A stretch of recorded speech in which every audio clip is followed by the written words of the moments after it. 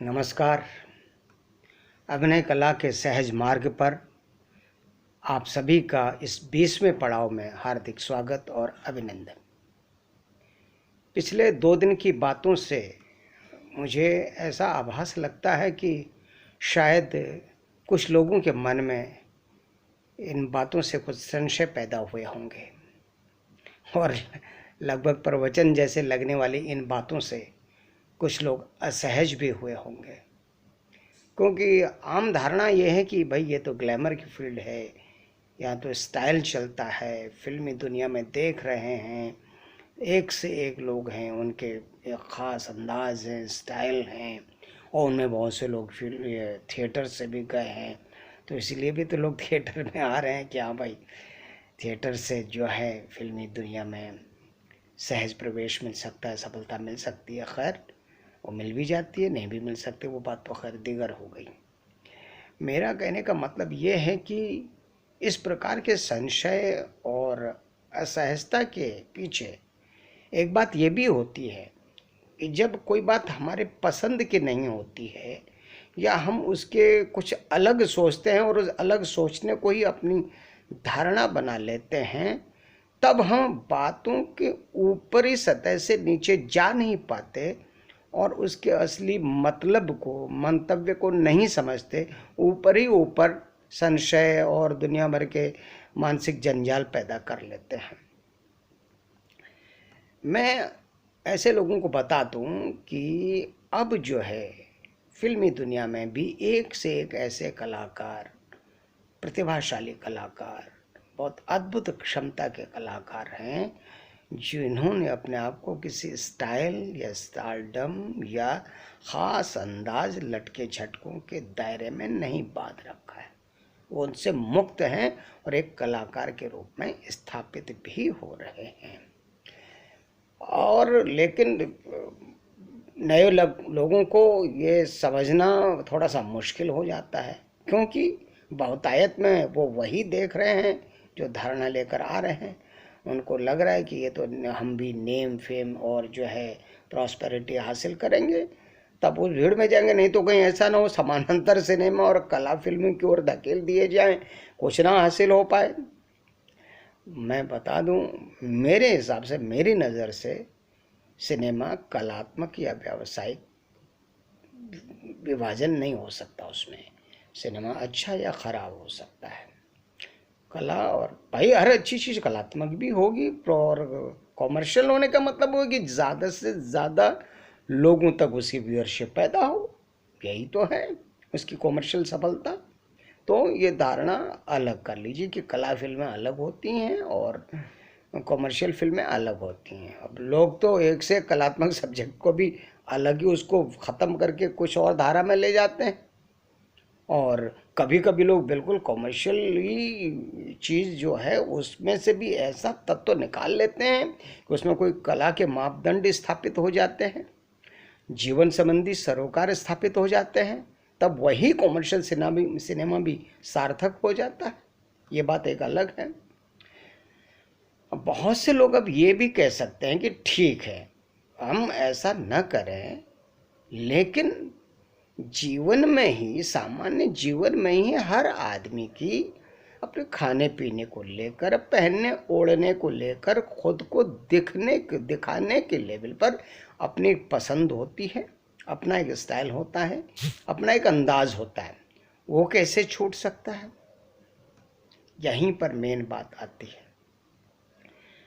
हम मंच पर अपना रोल तो नहीं कर रहे होते हैं, सबसे बड़ी बात।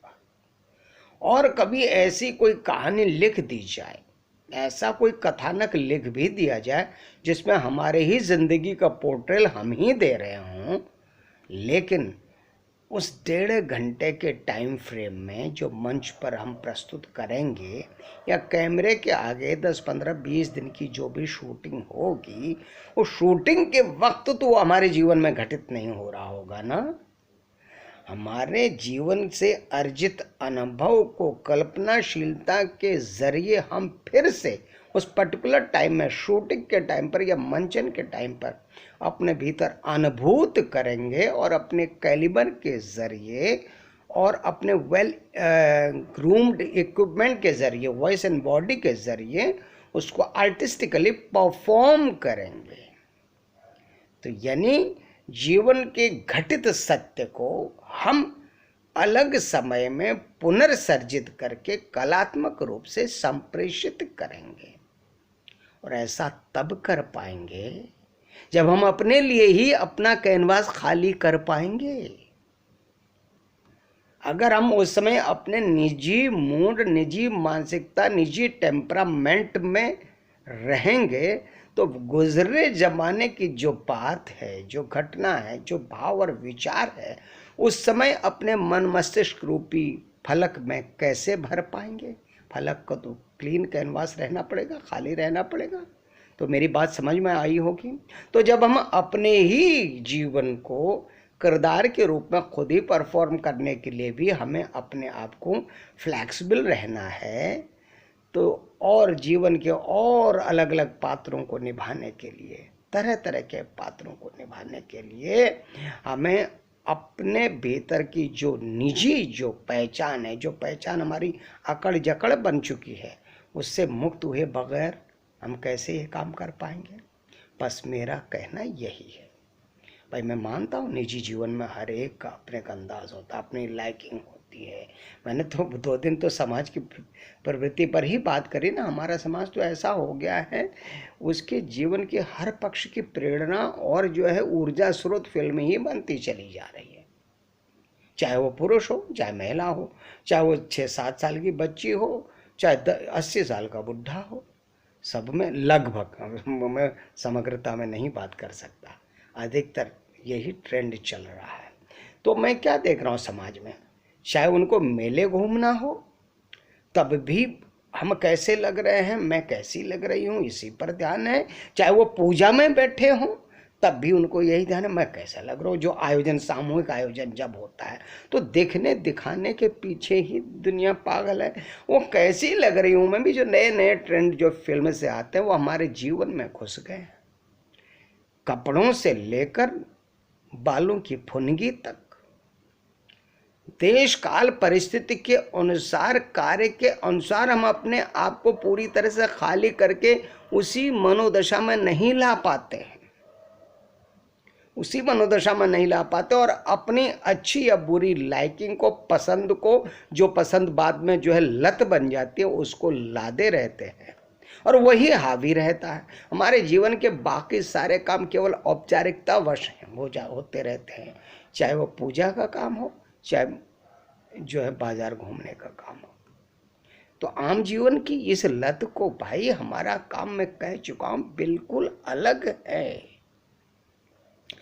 हमें कब किस पृष्ठभूमि के व्यक्ति का जो है चित्रण करना पड़े अभिनय में, किस वैयक्तिक पृष्ठभूमि का हो, किस सामाजिक पृष्ठभूमि का हो, किस देश काल परिस्थिति का हो, किस मानसिकता का हो, किस मनोवैज्ञानिक पृष्ठभूमि का हो, तो हमें अपने कैनवास को, अपने रिजिडनेस को खाली करना पड़ेगा। हम निजी जीवन की अपनी निजी लाइकिंग, पसंद और आदतों की लत से कम उसमें बाहर निकलेंगे, तब हम दूसरे पात्र का ईमानदारी से सही चित्रण कर पाएंगे। वरना हम कितने भी कैलिबर वाले हों, कितने भी प्रतिभाशाली हों, हमारे काम में बाधा पड़ेगी कि हम अपने निजी जो सेंस है, अपने होने का जो जकड़ है, उससे मुक्त नहीं होंगे, पात्र को जगह नहीं देंगे, तो बात कैसे बनेगी? ये सारी बातें मैं इसलिए कह रहा हूँ, अब जो अभ्यास शुरू हो रहे हैं ये मन और मस्तिष्क के हैं। सारा काम मन और मस्तिष्क ही करता है।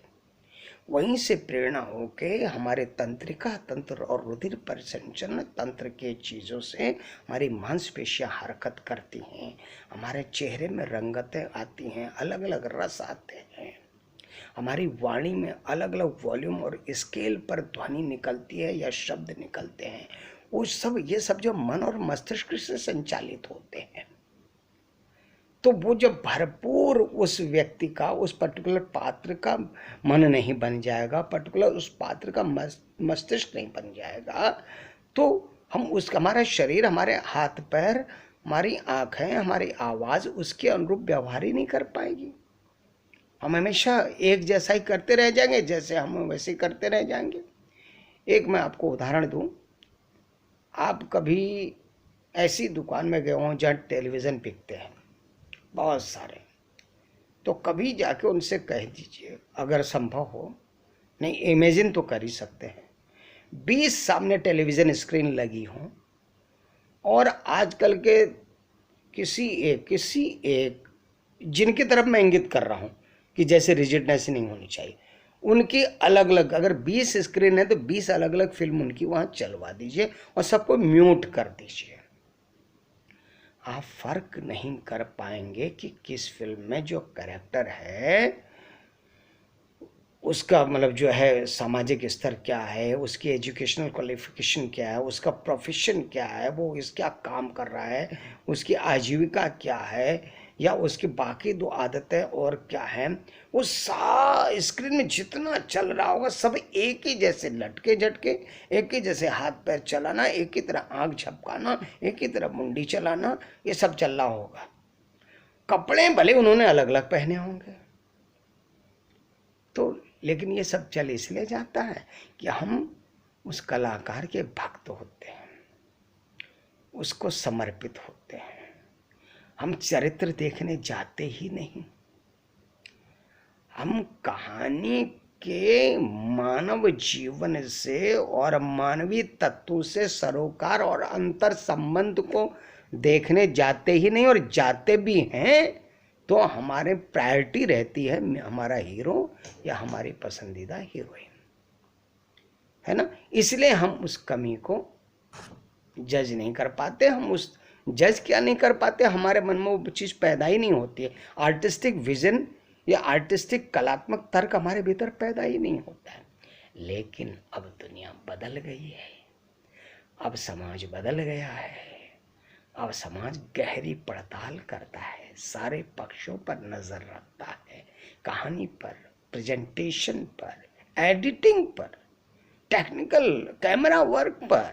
हाँ, आम ऑडियंस में इस तरह से भी जागरूकता आ गई है, तो आपके कैरेक्टराइजेशन पर भी तो होगी नजर ऑडियंस की। हाँ, आप कैरेक्टर के कितने नजदीक गए, है ना।